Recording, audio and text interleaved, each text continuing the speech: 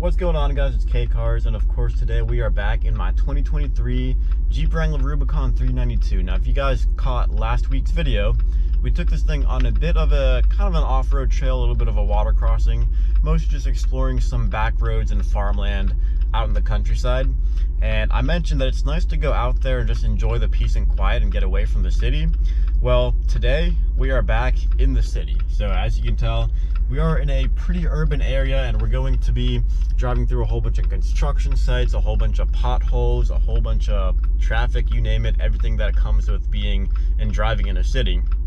So today I wanted to bring you guys along and kind of compare and basically just give you guys a quick review of how this thing drives in a super urban environment, just like a city, like a populated and dense city that has a lot of traffic and a lot of very impatient drivers. So basically the first thing I wanted to talk about here is that, you know, I say this in every single video about my 392, but it really is the best of both worlds when it comes to, you know, off-roading and then on-roading as well. So of course, you guys all know Jeeps are made for off-roading. Of course, with the 392 engine here, you guys can imagine this thing is a whole bunch of fun to drive. So that's definitely the first thing I wanted to get out of the way, is that this thing is amazing on-road, even in a very urban and dense city, just like I'm driving through right now. So although the 392 trim still does drive like a Jeep, it definitely is a whole lot better. Now, I've experienced driving a Jeep Wrangler Unlimited Rubicon Hard Rock, so this thing definitely is a pretty good upgrade from that model that I am used to driving. You know, it handles a whole lot better, you know, off-road and on-road. With the on-road drivability, it definitely does handle better, like I said, and not only with like the handling, like handling turns, but also with the suspension as well. I've noticed that with the 392, it does have upgraded suspension, and then with the Extreme Recon package that I also have, it comes with an even more upgraded suspension, and of course the lift kit as well from the factory. Now, that upgraded suspension definitely does make it a lot smoother of a ride, especially going through like potholes, through construction zones, anything that you would kind of encounter driving through a very, you know, urban city area like that. I want to talk about some of my experiences that I've had driving this Jeep and kind of compare it to whenever I had my Challenger ScatPack for, you know, 6 years basically. And then I sold it to get this Jeep right here. I don't regret doing that whatsoever. But like I said, I wanted to kind of do a quick comparison and talk about some specific scenarios of how my Challenger would have handled it, and then how the Wrangler 392 handles it as well. And I will say, you know, the Wrangler is better in pretty much every single scenario. And I wouldn't say that if this was not the 392 model. I'm only saying that because, you know, they have the same engine. The Challenger ScatPack and the 392 Wrangler both have the 6.4 liter V8. The Challenger does have 15 more crank horsepower. It's 485 versus 470 in the Wrangler version of the 392. But I will say the Wrangler definitely does handle, you know, urban driving situations and scenarios better. I would confidently say that. So first scenario I want to talk about is driving through construction sites. If you're driving through an urban area or a city, you're pretty much guaranteed to drive through at least one or many construction sites. Now, one of the construction sites that I've recently encountered, they're just repaving the road, and, you know, pretty much nobody knows what the traffic pattern is, nobody knows what's going on. And, you know, so there's a whole bunch of dips, there's a whole bunch of bumps. So first situation with construction sites like that, where they're just like scraping away and repaving, is that of course the area where they scraped it away is obviously much lower than the area that still has the old pavement. It's probably like, you know, maybe I might be exaggerating, but it's probably like half a foot higher. And, you know, obviously the Jeep could handle that with no issues. But if I had to encounter that kind of situation with the Challenger ScatPack, then I definitely would have had to slow down a lot. If I didn't do that, then I would be at risk for popping a tire maybe. I would be at risk for, you know, tearing off the front splitter. Speaking of Challengers, there's one right there. With the Challenger, I was always worried and paranoid about, you know, popping a tire or tearing off the front splitter. I pretty much always scraped on the headers because it had long tube headers. Now, obviously with the Jeep, I literally don't even have to slow down when I go through construction sites. You know, obviously not going over the speed limit. But with the Challenger, I always slowed down because I was paranoid for those reasons. I just didn't want to risk breaking anything on the car. with the Wrangler, I have zero issues. I have zero concerns about driving through any kind of construction zones because this thing's so high off the ground and it's literally made to drive through off-road conditions. So it's literally no problem. And with the sidewall being much wider and, you know, just overall bigger tires, this thing has all-terrain BF Goodrich KO2s. They're 35 inches in diameter. That comes standard with the Extreme Recon package, and they're 315 wides. So I mean, those tires can handle literally anything that you throw at them, you know, basically. Like, there's really nothing these tires can't handle as far as like on-road driving concerns. So obviously in that type of situation, the Wrangler here is the clear winner. Now, I know I said in most situations the Wrangler is the winner, or, you know, overall it is better. There are certain situations that the Challenger could possibly be better. One other thing that the Wrangler is for sure better at is blind spots, as well as just overall visibility. So if you guys look at this turn right here that I'm about to take, you know, obviously I want to know what's going on. And sometimes these turns here, if I were to be in the left lane, I would have to worry about hitting that curb that was on the left, if you guys saw that. So with the Challenger, with it being such a long car, I'm not saying the Jeep isn't long, but with the Challenger, it's such a long car, you know, there's a reason they call it the boat. You really have to be conscious about, you know, where your wheels are and, you know, just where you're driving, especially with the overall, you know, lower visibility that the Challenger has compared to the Jeep. It really is more difficult to drive than the Wrangler. Then on the topic of visibility, of course, the blind spots in the Wrangler are also pretty much non-existent. With the Challenger, you had huge blind spots in the back, and, you know, I'll just give you guys a quick look in the back right there. If you can see, you know, the windows pretty much are open, like, for the entire side of the vehicle. Like, you can see everything back there. And the Wrangler 392 also does come standard with blind spot monitoring systems. So pretty much anytime there's a car in your blind spot, you'll get a little yellow triangle light up in your side view mirrors. So of course, those blind spot monitors do for sure help out a lot, and the Challenger did have that as an option, but I personally did not have that on my Challenger ScatPack. So, you know, I always had to, you know, double and triple check, like physically turning my head to look if there was anything in my blind spot. With the Wrangler, I'm pretty confident in the blind spot monitor systems.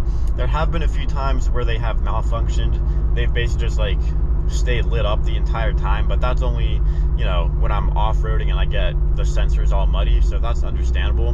They've never malfunctioned on the actual road. So I do trust the blind spot monitors, but, you know, it's always good to, you know, turn your head physically and double check. And good thing with the Wrangler is if you do turn your head physically, there's no blind spots to actually obstruct your view.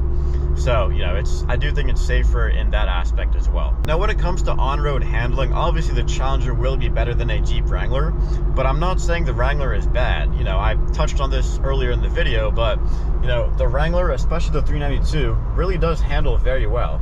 Now, it does have some play in the steering wheel, as you can guys see right there, but, you know, I have posted a few videos of me, you know, ripping this Wrangler 392 through a whole bunch of twisty turns, through a whole bunch of country roads, and just having fun with it on the road, because you really can have fun with this thing on road.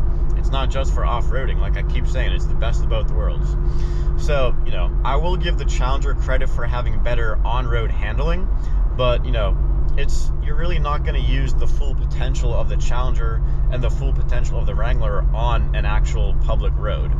You know, if you're like on a track, then obviously the Challenger is going to be much better than the Wrangler. But for just normal on-road driving, you're really not going to have much of a benefit when comparing the on-road handling capabilities of the Challenger ScatPack versus the Wrangler 392.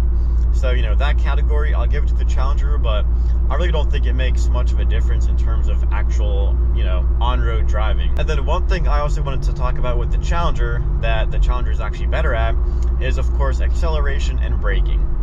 So the Wrangler 392, although they do have the same 392 6.4 liter V8, of course the Wrangler does weigh a good amount more than the Challenger ScatPack. Even though the Challenger is very heavy for what it is, it weighs 4,200 pounds, and the Wrangler 392 weighs around 5,100.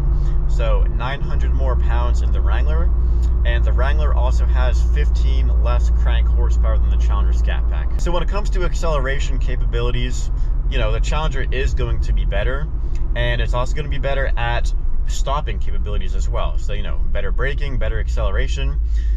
makes it more safe in those aspects. Now also, with that being said, the Wrangler is definitely no slouch whatsoever, and it does stop as well. It does stop very well compared to previous Jeep models, and it's actually very surprising to me how well this thing stops for how much it weighs and how much it can accelerate, how quickly it can accelerate for how much it weighs as well. Now, I will give safety to the Wrangler because this thing does have full-time four-wheel drive, whereas of course with the Challenger it is only rear-wheel drive. So if you do need to really step on it and, you know, if you need to get out of a bad situation or avoid a potential accident by accelerating very rapidly, then I would feel more safe doing that in a Wrangler 392. Because of that full-time four-wheel drive, you're not going to lose any traction if you have to accelerate very quickly. With the Challenger, you know, pretty much anytime I stepped on it from, I don't know, like below 40 or 50 miles an hour, that thing would lose traction pretty much instantly because, you know, it came stock with 245 tires. I did eventually upgrade to 275s, and that fixed the problem, you know, very well. But still, with a rear-wheel drive car like the Challenger, you know, it was always fighting for traction. With the Wrangler, I can step on it from any speed and not be worried about losing traction pretty much any time. I'm not sure if you guys can tell, but the road we are on right now is very bumpy. We just went through a whole bunch of bumps, and not really sure if you guys could even tell that we were, you know, going through a whole bunch of bumps. But the Wrangler definitely does handle bumps a whole lot better than the Challenger. You know, obviously the Challenger does have a much stiffer suspension, and the Wrangler definitely soaks up the potholes a whole lot better. Since we are coming to a stop down this hill, let's give you guys a few downshifts.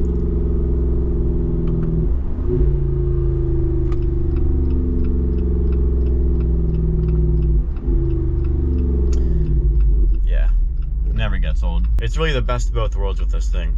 You have paddle shifters right here, so you got the plus right here, the downshift right there.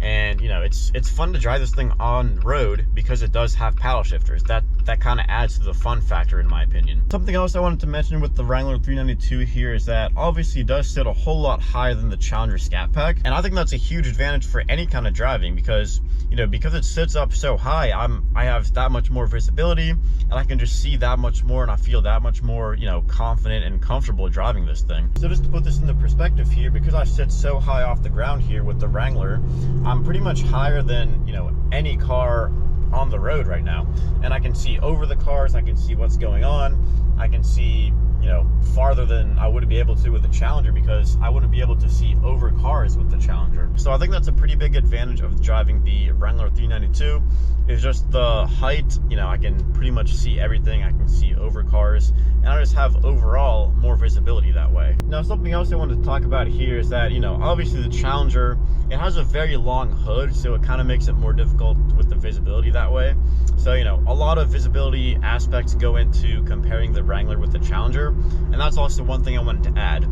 And then also, you know, the Wrangler 392 has both front and rear steel bumpers, so if anybody, you know, crashes into you or touches you, it's not going to do nearly as much damage as it would to a Challenger ScatPack. And even if you're like in a tight parking space or something like that, or you just have to drive up really close to the wall because it's a tight parking garage maybe, for example, and with the Wrangler, even if you do accidentally hit the wall, it's really not going to do any damage whatsoever. With the Challenger, it will do a lot more damage to the front of the Challenger as opposed to, you know, a steel bumper. It's not even going to leave a mark, to be honest. And of course, with the rear, you do have that huge full-size spare tire on the back of the Jeep, so that's obviously going to protect it pretty well. And of course, it does have the steel bumper in the rear as well. So definitely a whole bunch of advantages of driving the Wrangler 392 as compared to the Dodge Challenger ScatPack. Now, you know, not saying the Challenger is a bad car, you know, I'm just saying that I for sure do prefer the Wrangler 392, even for on-road driving purposes. The Challenger was a whole bunch of fun to drive on the road, but, you know, the Wrangler is just as much fun, and the Challenger just had, you know, a lot more things that you have to be conscious of and just very careful driving that thing on the road. Now, going back to the topic of the tires with the Wrangler versus the Challenger, if you accidentally hit the curb with the Challenger, then you will curb the wheels, you will scrape them. If you hit the curb with a Wrangler, The sidewall is tall enough that you most likely won't even touch the wheel. It'll just, you know, maybe scratch the tires, and that's about it. But you're not going to have to be worried about curbing the wheels and scratching them up like you would be with the Challenger. And even then, if it does come to this point, you could just drive right over the curb with the Wrangler. With the Challenger, you couldn't even think about doing that. You would have to tear off the front splitter and probably pop a tire trying to do something like that. So, you know, just, you know, I wouldn't recommend doing that, but just saying, you can do that with a Wrangler and don't really have to be worried about it. So I really hope you guys enjoyed this urban city driving review of my 2023 Jeep Wrangler Rubicon 392. If you guys couldn't tell, I really can't say enough good things about this vehicle. If you guys have any questions whatsoever, make sure to drop those down in the comments below. And as always, thanks for watching.